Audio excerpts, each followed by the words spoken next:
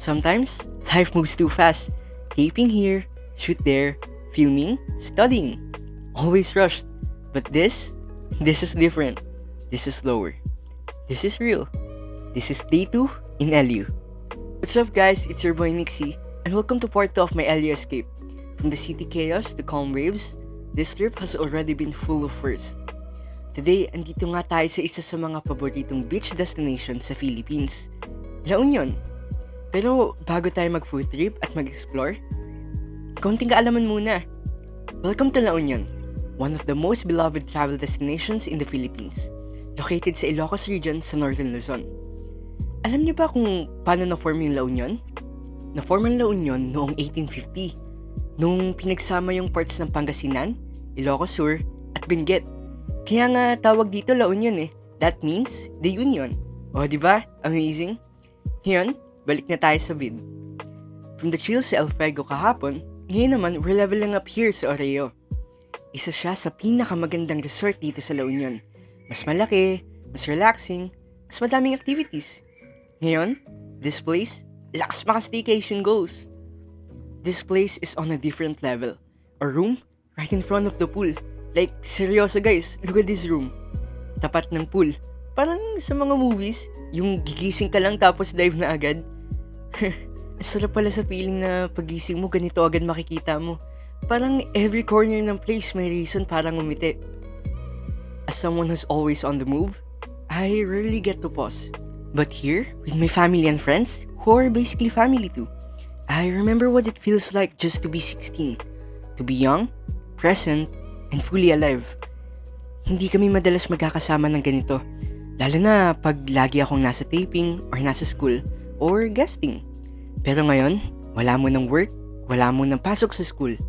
Time muna para sa pamilya at sa mga kaibigan. Alam mo yung feeling na ang tagal mong hindi nag-stop? Na puro trabaho, puro schedule. Dito ko na-realize na kailangan ko rin pala to. Alam nyo, minsan nakakalimutan ko na bata pa lang pala ako. Parang lagi naka-on, laging may kailangan gawin. Pero ngayon, kasama ko family ko at mga closest friends. Parang iba eh. Parang dito ko lang talaga nararamdaman na okay lang mag-slow down. Being busy is good, pero yung mga ganitong moment, sila yung hindi mo pwedeng i-miss. Kasi dito mo mararamdaman yung totoong saya. Yung peace, yung ikaw. This trip reminded me it's okay to slow down. It's okay just to be a kid again. Especially when you're surrounded by the people who ground you. Dito pa lang to pero ang dami ko nang natutunan. Hindi lang sa lugar, kundi sa sarili ko. Hindi lang to basta trip. It's a reminder na kahit artista ka, kahit influencer ka, or simpleng tao na may pangarap, tao ka rin. Anak, kaibigan, bata. And it's okay just to live in the moment. Sa city, laging may pressure, laging may kailangan patunayan. Pero dito, parang maaalala ko lang na 16 pa pala ako. Bata pa, marami pang matututunan. Pwede pang magpahinga. Kung may matututunan man ako sa trip na to, siguro ito yun. Hindi mo kailangan magpakasipag at magpakabisi ng sobra para lang mapatunayan ang worth mo. Minsan, ikaw lang, sapat ka na. Kasi being young, being 16, that's already enough. And these memories, they last longer than any trending content. Hindi natin hawak ang lahat. Pero habang hawak pa natin ng oras, piliin natin gamitin ito para sa totoong mahalaga. Ang pamilya, ang sarili, at ang buhay mismo. Tomorrow is our last day here in LU. And I already know this trip is something I'll never ever forget.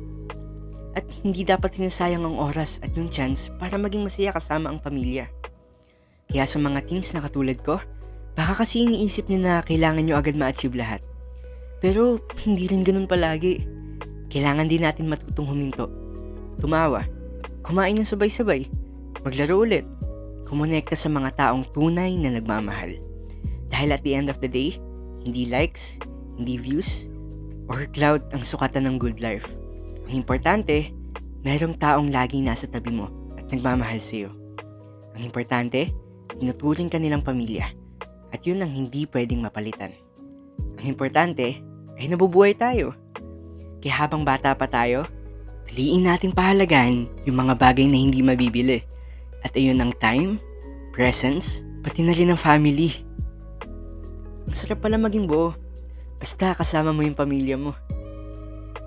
And guys, if there's one thing I want you to remember from this vlog, don't just exist. Live. Magsaya ka. Matakot ka.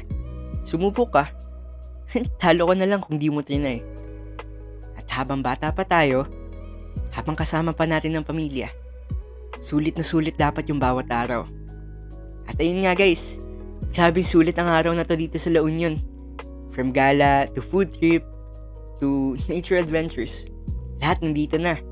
Pero syempre, hindi pa dito nagtatapos ang ating trip. Bukas, day 3 na ang ating bakasyon. At guess what? Paakyat na tayo. Baguio naman tayo next. So kung gusto nyo makita yung lamig, yung makapal na fog, and yung ganda ng view, syempre, abangan nyo yung next episode ng ating adventure. This time, sa City of Pines. See you in Baguio!